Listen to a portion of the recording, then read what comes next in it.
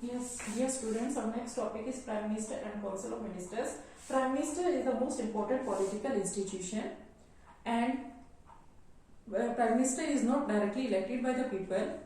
President appoints the Prime Minister, who gets the majority of votes in the Lok Sabha, is appointed as the Prime Minister. President cannot appoint anyone Prime Minister as she like. So the leader of the majority party is declared Prime Minister by the President, and in case if no party gets the majority, no party or a coalition party get the majority, then the President can appoint a person as Prime Minister who can get who can secure majority of votes in the support in the Lok Sabha. And so Prime Minister has not a fixed tenure. He remains in office up to when he enjoys the majority of support in the Lok Sabha. So after appointing the Prime Minister, President appoints the Council of Ministers, other ministers, on the advice of the Prime Minister. And Prime Minister can choose the ministers according to his will, but there should be a member of the Parliament.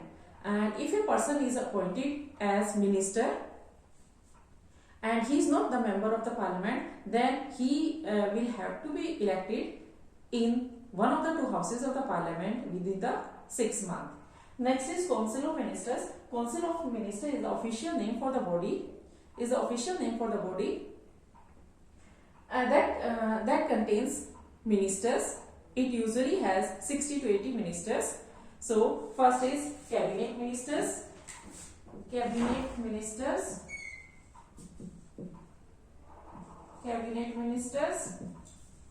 So they are usually top level leaders. Of the party. And they are given the big ministries. And the final decision is taken in the cabinet meeting. This in the name of the Council of Ministers, and it is the inner ring of the Council of Ministers, and it usually has 20 ministers. Next is आपका Minister of State with independent charges. Minister of State with independent charges.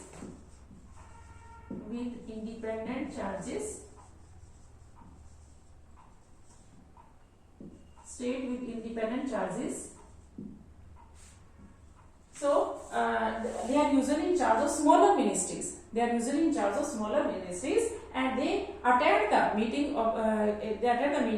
of cabinet ministers only when they are specially invited. Or third is ministers of state.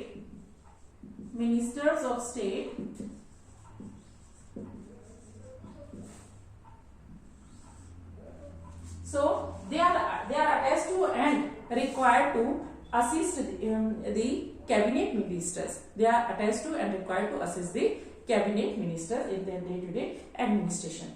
So since it is not practical for all the ministers to sit regularly and take the decision, the important decisions are taken in the cabinet meetings. So in the parliamentary democracy, this is also known as cabinet form of government.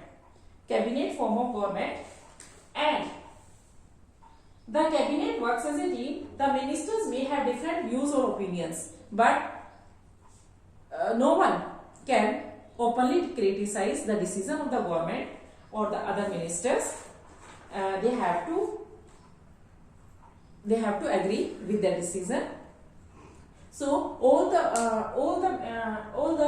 ministers have secretaries. All the ministries have secretaries, or the civil servants.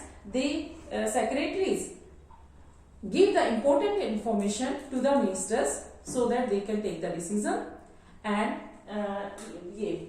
cabinet as a team is assisted by cabinet secretaries, and this include many senior civil servants who try to coordinate the work of different departments. Next is powers of Prime Minister.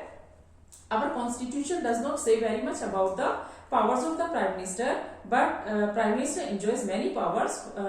He chairs cabinet meetings. He coordinates the work of different departments. His decision is final if there is disagreement between the departments, and all the ministers work under his leadership. He distribute and redistribute work to the different ministries, and if he quits, all the minister has to quit. He has the power to dismiss ministers. So if the cabinet is powerful, in the cabinet Prime Minister is the most powerful. And in recent decades, for several decades, the power of the Prime Minister has been increased in all the democracies of the world. And it has increased so much that the concentration of power has come in the hands of the Prime Minister. And it also depends on the personality of the person who hold this position. For example, our Prime Minister, first Prime Minister Jawaharlal Nehru has a enormous authority. He used enormous authority because he had a great influence on the public. Similarly, Mrs. Indira Gandhi, who was a very intelligent and bold leader in comparison with her colleagues in the cabinet.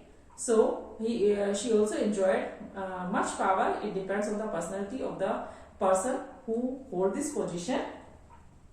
So, however, in recent years, the rise of coalition government, due to the rise of coalition government, there is some restrictions or constraints on the power of the Prime Minister because he cannot do whatever he likes.